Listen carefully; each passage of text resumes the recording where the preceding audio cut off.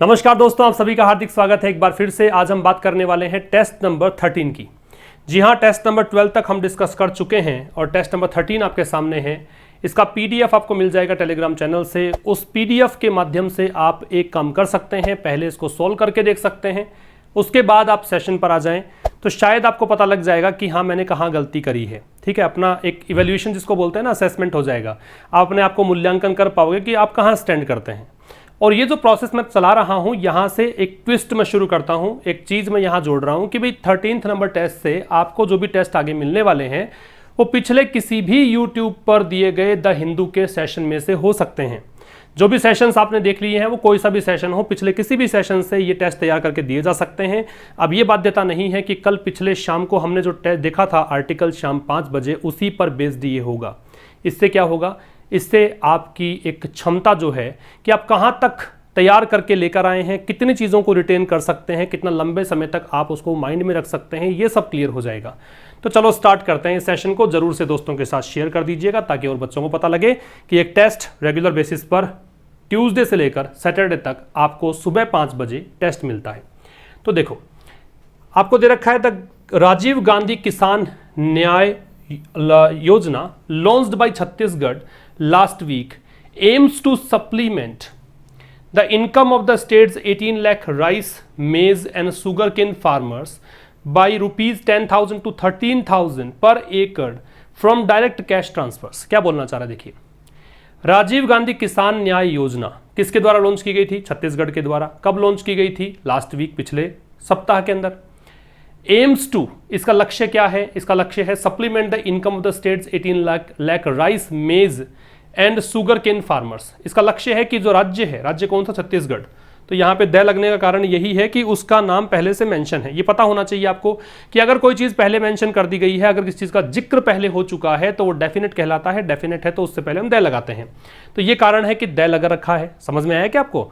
भाई अगर कोई चीज़ के बारे में डिस्कशन हो चुका है, अगर किसी के बारे में we have discussed earlier, then the thing becomes definite. वो चीज़ क्या बन जाती है? डेफिनेट बन जाती है।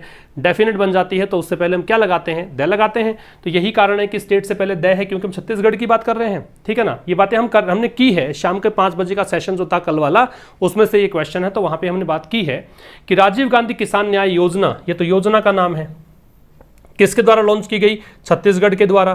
कब लॉन्च की गई? पिछले सप्ताह की बात है, पिछले सप्ताह लॉन्च की गई। इसका लक्ष्य क्या है? ये एम्स किसको देखकर है? राजीव गांधी किसान न्याय योजना को देखकर एम्स है। किसको देखकर है? इसको देखकर। ये योजना सिंगुलर है, इस कारण से एम्स है। तो इसका लक्ष्य क्या है? सप्लीमेंट करना। मैंने बताया था उस सेशन में कि एम टू और एम एट में डिफरेंस क्या है, दैट वी हैव डिस्कस्ड। देखा होगा आपने, एम टू और एम एट में डिफरेंस क्या है। ये मैंने एम एट नहीं लिखा, एम एट में डिफरेंस क्या है ये बताया था मैंने। नहीं देखा हो तो सेशन जाकर जरूर देखें, वहां पता लग जाएगा आपको कि क्या डिफरेंस है इन दोनों में। तो यहां पे उसका लक्ष्य है supplement the income of the states 18 lakh, जो स्टेट के 18 लाख वो किसान जो खेती करते हैं, किस किस की? चावल की खेती करते हैं, मेज मक्का की खेती करते हैं, शुगर कैन गन्ना की खेती करते हैं। 18 लाख किसान हैं, उनको फायदा होगा उनकी इनकम में। सप्लीमेंट, सप्लीमेंट का मतलब है कोई चीज़ है उसके अंदर पहले और कुछ जोड़ देना, पूरक के रूप में। जैसे मान लीजिए मेरे को 50 रुपीज़ चाहिए, मेरे पास है 40, आपने दे दिए मेरे को 10, तो ये क्या है? सप्लीमेंट आपने दिया है, सप्लीमेंट किया है 10 के साथ 10, 40 के साथ 10 और जोड़ दिया है, तो ये है सप्लीमेंट। तो सप्लीमेंट करेगा, यहाँ पे लक्ष्य इसका ये है योजना का। छत्तीसगढ़ की सरकार की जो योजना है उसका लक्ष्य ये है कि ये राज्य के 18 लाख जो किसान हैं, जो चावल की खेती करते हैं, मक्का की खेती करते हैं, शुगर कैन की खेती करते हैं, ठीक है ना, वो उनको 18 लाख किसानों को 10,000 से लेकर और 13,000 तक, देखो रेंज है ये, यहां से लेकर यहां तक है ना, तो 10,000 से लेकर 13,000 तक इसलिए क्योंकि 22 लग रहा है पर एकड़ इनको मिलेगा। ठीक है ना, पर एकड़ 10 से 13,000 रुपए तक इन किसानों को पैसा मिलेगा फ्रॉम डायरेक्ट कैश ट्रांसफर। किस माध्यम से मिलेगा? तो माध्यम है डायरेक्ट कैश ट्रांसफर कर दिया जाएगा बैंक में। कहां जाएगा कैश? सीधा बैंक में जाएगा। मैंने आपको सिखाया है कि जब जब आप डायरेक्ट कोई चीज की बात, कोई चीज मतलब माध्यम के लिए बात करते हो, whenever we talk about medium, कि इस माध्यम से हमारा काम हुआ है, तो क्या लगाते हैं आप? लगाते हैं ऐसे कंडीशन में थ्रू। तो थ्रू लगाएंगे तो यहां पे फ्रॉम नहीं आएगा, यहां पे लगा दीजिए THROUGH, थ्रू लगेगा। क्लियर है क्या? मैंने बताया था आपको कि जब भी माध्यम की बात आप करते हो, इस माध्यम से होना चाहिए, तो उसके पहले क्या लगाते हैं? थ्रू। फ्रॉम नहीं आएगा क्योंकि ये माध्यम है, कोई सोर्स नहीं है ये, इसलिए आपका आंसर होना चाहिए डी। मेरे हिसाब से समझ में आ गया होगा। चलो बढ़ते हैं सेकंड क्वेश्चन की ओर, मैच करते चलिए अपने आंसर्स, और कमेंट बॉक्स में जाकर अपने आंसर बताइएगा कि आपने कितना स्कोर किया है इस टेस्ट में, और पिछले टेस्ट का स्कोर कार्ड अपने सामने रखिएगा, कंपेयर करते चलना अपने आप से, अपने आप को असेस करते चलिए। देखो लास्ट ईयर, पिछले साल, सेवरल स्टेट्स, अनेकों राज्य, सेवरल के साथ में प्लूरल नाउन लगता है, फैक्ट है ये तो। Several always takes plural noun, ठीक है। तो पिछले साल क्या हुआ? अनेकों स्टेट, जिसमें शामिल है छत्तीसगढ़ भी शामिल है, and BJP ruled UP and Haryana, और बीजेपी का शासन जहां पे था, दो राज्यों की बात की है, एक तो यूपी की और एक हरियाणा की। क्वेश्चन, इन्होंने प्रश्न उठाया है, क्वेश्चन किया है। If you question me, it means you ask me question and you put a question mark before my identity or reputation or my decision, whatever. If you raise a question mark before any decision or against any decision, it means that you are not agree to that one. तो यहाँ पे बात यही है कि यहाँ पे agree नहीं थे ये राज्य, और इन राज्यों ने, जहाँ पे बीजेपी के शासन में जो यूपी है, बीजेपी का ही शासन हरियाणा में था, छत्तीसगढ़ भी उसमें शामिल हो गया, इन अनेकों राज्यों ने पिछले साल सेंटर की जो एमएसपी की नीति है, मिनिमम सपोर्ट प्राइस को एमएसपी बोलते हैं, जो बच्चा बैंक के लिए हो और तैयारी कर रहा हो बैंक की, वो जरूर लिखें इस बात को। एमएसपी का मतलब यह है मिनिमम सपोर्ट प्राइस, इसको हिंदी में बोलेंगे न्यूनतम समर्थन मूल्य, ठीक है। तो इसने क्या किया? क्वेश्चन उठाया सेंटर के एमएसपी कैलकुलेशंस को लेकर, ये हमने चर्चा की थी, वहां मैंने समझाया था सारी चीजों को। तो केंद्र सरकार की जो एमएसपी की गिनती है, जो कैलकुलेशन है, जो एक गणित है, उस पर क्वेश्चन मार्क खड़ा कर दिया इन राज्यों ने। दो, यद्यपि food is a universal necessity, यद्यपि फूड जो है, भोजन जो है, एक सार्वभौमिक आवश्यकता है, यूनिवर्सल एक नेसेसिटी है, सबको जरूरत पड़ती है। दोज हुम प्रोड्यूस इट, वो लोग जो इसको प्रोड्यूस करते हैं। Languish at the bottom, languish का मतलब यहां पे क्या है? कमजोर पड़ जाना, अनप्लीजेंट सिचुएशन से सफर करना। तो वो लोग, इकोनॉमिक पिरामिड जो होता है, ये बना दिया मैंने इकोनॉमिक पिरामिड, इसके बिल्कुल निचले स्तर पे रहते हैं, ठीक है ना। इकोनॉमिक पिरामिड ये बना दिया सबसे निचले बेस पे, ये उसके बाद में रैंक बनती जाती है, ये है इकोनॉमिक पिरामिड। तो किसान यहां पर आता है, जबकि सबसे ज्यादा इंपॉर्टेंट कौन? सबसे ज्यादा इंपॉर्टेंट यही, किसान सबसे इंपॉर्टेंट, लेकिन किसान सबसे नीचे। ये विडंबना है हमारे समाज की, हमारे देश की।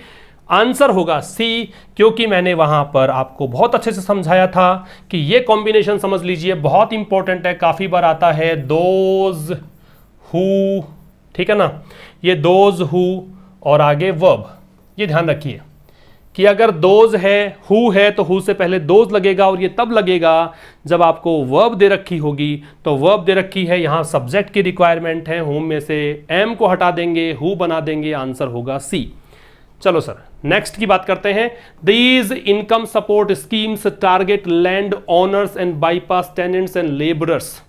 ये जो सपोर्ट स्कीम है, इनकम सपोर्ट स्कीम्स है, कौन सी? जो अलग अलग राज्य अपने राज्य के किसानों को, मजदूरों को जो एक सपोर्ट दे रहे हैं, पैसा दे रहे हैं, ये जो स्कीम्स हैं, इनका टारगेट क्या है? किन को टारगेट करते हैं, किन के लिए है? तो ये केवल और केवल है ऑनर्स के लिए, जिसके पास जमीन है उसके लिए है, किसके लिए नहीं है? बाईपास करते हैं। बाईपास का मतलब नोट करें, वैसे मैंने बताया था पहले, अगर नहीं देखा हो तो नोट कर लीजिए। सरकमवेंट हो सकता है, या फिर आप इसको कह सकते हैं सरकमवेंट के अलावा अवॉइड कह सकते हैं, या फिर आप इसे कह सकते हैं क्या, इसको स्कर्ट भी कह सकते हैं, बचना, स्किप कर देना भी मैं कह दूं, ज़्यादा बेहतर समझ में आएगा कि ये इनको तो छोड़ देते हैं, जो काश्तकार है, टेनेंट्स है, किराएदार है, या फिर लेबरर्स, श्रमिक है, जो उनके खेत में काम करते हैं, इनको छोड़ देते हैं और पैसा देते हैं केवल ओनर्स को। इन छत्तीसगढ़ में there is preliminary evidence. Preliminary का मतलब प्राथमिक होता है, एविडेंस का मतलब सबूत होता है, और एविडेंस के बारे में बताया था मैंने कि evidence can not be changed into plural form because it is always same in both the forms in singular and plural. दोनों चीजों में सेम होगा, एविडेंस का एविडेंस रहेगा, we can not add S और es with it to make it plural. याद रखिएगा S और यस नहीं जुड़ेगा। और कह रहा है कि प्राथमिक यहां पे सबूत है, शुरुआती सबूत है that tenants managed better rates from owners, कि टेनेंट्स जो हैं उन्होंने और अधिक अच्छी दरें यहां प्राप्त की हैं, अधिक अच्छी दरें प्राप्त की हैं अपने किसानों से, अपने जो मालिक हैं उनसे, ओनर्स से लास्ट ईयर, पिछले साल। किसके बाद इसके कि गवर्नमेंट ने उनको इंसेंटिव दिया था। ओवर एंड अबव का मतलब हमने क्या पढ़ा था, एक बार रिकॉल करो, वहीं से सोचें समझें आंसर देने की कोशिश करें कि आपने क्या पढ़ा था वहां पे। ओवर एंड अबव का मतलब होता है इन एडिशन टू, याद आ रहा है क्या, इन एडिशन टू, ये बताया था मैंने आपको, याद आ रहा हो तो। इन एडिशन टू का मतलब कि अतिरिक्त होता है, बिसाइड्स भी आप कर सकते हो। तो किस गवर्नमेंट ने इंसेंटिव्स दिया था इनको, किसके अलावा, एमएसपीज के अलावा। एमएसपीज तो दिया ही था किसानों को, एमएसपी के अलावा कुछ इंसेंटिव भी दिया था, ठीक है ना, और उसके बाद में इनको फायदा हुआ था। देखो मैंने वहां पर कोई एरर नहीं बताई थी आपको, मैंने सीधा पढ़ा था इस अखबार को, मैंने केवल ट्रांसलेट किया था, मैंने वोकैबुलरी की बात की थी, लेकिन गलती इसमें है। गलती देखो दोस्तों, दो पार्ट हो, दो क्लोज हो, समझने की कोशिश करना। दो क्लोज हो, दो उपवाक्य हो, और दोनों उपवाक्यों में से एक उपवाक्य ये सूचना देता है आपको कि उसमें काम पहले पूरा हुआ है। क्या सूचना देता है? कि उसमें काम पहले पूरा हो चुका है। तो ऐसे कंडीशन में आप वहां पर हेड के साथ वर्ब की थर्ड फॉर्म लगाते हैं, जो काम बाद में पूरा होता है वहां पे सेकंड फॉर्म लगाते हैं, पास्ट सिंपल लगाते हैं। जैसे मैं एग्जांपल दूं आपको, बहुत ही कन्वेंशनल एग्जांपल्स जो बहुत बार हम पढ़ चुके हैं, स्कूलिंग में भी पढ़ चुके हैं। जैसे मान लीजिए मैं कहूं कि डॉक्टर के आने से पहले मरीज मर चुका था, सुना हुआ होगा वाक्य आपने। तो मरीज के मरने का काम पहले पूरा होता है, तो the patient had died before the doctor केम। तो डॉक्टर केम, वो केम सेकंड फॉर्म आती है, जो काम बाद में होता है। जो काम पहले होता है, द पेशेंट हैड डाइड, वो पहले लगा दिया हेड प्लस V3 में। सेम यही प्रोसीजर यहाँ पर है कि जो काम पहले हो चुका, तो पहले यहाँ पे काम क्या हुआ, पहले यहाँ पे हुआ गवर्नमेंट ने इनको इंसेंटिव्स दिए एमएसपीज के अलावा, और फिर इनको अच्छी दरें मिली, ये कहना चाह रहा है। तो आफ्टर वाले क्लोज में आप कर दीजिए यहाँ पे हेड प्लस थर्ड फॉर्म। तो ग्रामर के कंटेक्स्ट में आप पढ़ोगे इसको तो गलती तो है, आप आंसर कर दीजिए डी। समझ में आ गए? 3 कॉमन एरर्स थी आज, सेंटेंस इंप्रूवमेंट का क्वेश्चन हटा दिया था मैंने आज। आगे बात करते हैं सिनोनिम्स की। इनएडिक्वेट क्या होता है? अपर्याप्त। जो इनसफिशिएंट है, सफिशिएंट तो पता ही होगा आपको, सफिशिएंट का मतलब होता है पर्याप्त। अगर मैं जोड़ देता हूं इसमें इन, तो ये हो गया इनसफिशिएंट, ठीक है। तो ये है इसका सिनोनिम, ये मैंने बता दिया आपको। अब आगे देखो इनमें से कौन सा सिनोनिम है। तो सिनोनिम देखो, स्केर्स जो शब्द है इसका मतलब तो होता है क्या, अल्प मात्रा में, कम मात्रा में, जो अभाव है जिस चीज का उसको बोलते हैं स्केर्स। तो ये तो इसका एंटोनिम हो गया, उल्टा है एक दूसरे से। हेफ्टी का भारी भरकम होता है कंबरसम, आप कह सकते हो, क्या कह सकते हो, कंबरसम। एम्पल इसका सिनोनिम होगा पर्याप्त। और क्रोनी का मतलब होता है फ्रेंड, फ्रेंड का मतलब होता है अमीगो, अमीगो का मतलब होता है पाल, पाल का मतलब होता है बडी। ये सब सिनोनिम्स बता दिए हैं मैंने फ्रेंड के, नोट कर लीजिएगा जरूर से। क्रोनी का मतलब friend, friend means amigo, amigo means pal, pal means buddy. Then again I can tell you some many more. इतना याद कर लो एक बार, कैमराडरी भी होता है ना, लेकिन इतना याद कर लीजिए, अल्टर ईगो भी होता है। खैर हमारा आंसर यहाँ पे एम्पल होगा, पर्याप्त, क्योंकि इसका मतलब पर्याप्त नहीं है। खैर ये तो पर्याप्त नहीं है, सॉरी ये इनएडिक्वेट दे रखा है, गलती कर रहा हूँ मैं। यहाँ पे स्कैर्स आंसर आएगा क्योंकि यह पर्याप्त है, ये पर्याप्त है, ये इसका एंटोनिम है, ठीक है ना। ये मैंने उल्टा बता दिया आपको, सॉरी फॉर दैट। आप आंसर करेंगे स्केर्स, क्योंकि इनएडिक्वेट है। थोड़ा सा मेरे जैसे जल्दीबाजी में गलती मत कर देना, एग्जाम में गलत हो जाएगा। ये इन लगा रखा है, इनएडिक्वेट है, तो यहाँ पे स्केर्स आंसर करेंगे, ये आंसर नहीं करेंगे, ये इसका एंटोनिम है एम्पल। आपका आंसर होगा स्केर्स। आ जाओ अगले पे, रेंडर। रेंडर का मतलब होना, रेंडर का मतलब देना, रेंडर का मतलब बनाना। इतने सारे मीनिंग होते हैं रेंडर के। तो देखो रेंडर का हो जाएगा कॉन्ट्रीब्यूट, ठीक है, योगदान देना, देने के लिए बोलते हैं रेंडर। डिस्टोर्ट और ट्विस्ट ये एक दूसरे के सिनोनिम है, विकृत करना, तोड़ना, मरोड़ना। स्टिग्मा बराबर ब्लॉट, कलंक को बोलते हैं स्टिग्मा, कलंक को क्या बोलते हैं, स्टिग्मा, ठीक है। ब्लॉट, कॉन्ट्रीब्यूट इसका सिनोनिम है, डिस्टोर्ट और ट्विस्ट इनके एक कह सकते हो विकृत करने को बोलते हैं। दोनों एक दूसरे के सिनोनिम्स हैं, डिस्टोर्ट और ट्विस्ट। आगे आ जाते हैं हम, हमारे पास प्रश्न है एंटोनिम का, डेडलॉक। डेडलॉक का मतलब होता है स्टेलमेट, क्या होता है, स्टेलमेट। अब देखो जरूरी नहीं है, मैंने कहा था कि कल के पेपर में से ही, कल के न्यूज़पेपर में से ही है, ये मैंने कुछ पिछले वाले पेपर में से ले लिया है। तो अभी आपको जो क्वेश्चन पेपर ये मिलेगा, जो टेस्ट मिलेगा हर सुबह 5 बजे, उसका लेवल जान देखते बनेगा आपका। बहुत मज़ा आने वाला है और बहुत इस चीज़ को एंजॉय करोगे, आप अपने आप को परख सकोगे बिल्कुल सही स्तर पर कि आपको कितना आपने रिवीजन किया, कितनी चीज़ें पता है। और खैर आपने अखबार नहीं भी पढ़ा हो तो भी ऐसे क्वेश्चंस तो एग्जाम में बनने लायक हैं, ये आपके एग्जाम्स में बहुत हेल्पफुल होंगे। तो जरूर से सेशन देखते चलें, ये वाला बहुत इंपॉर्टेंट सेशन है। डेडलॉक बराबर होता है स्टेलमेट। चलो, इसका एक और सिनोनिम है ग्रिडलॉक, एक और सिनोनिम है स्टैंड स्टिल, ठीक है। डिलेमा भी इसके सिनोनिम्स में ही काउंट कर सकते हो लगभग। ये इसका आंसर आएगा सॉल्यूशन, हल।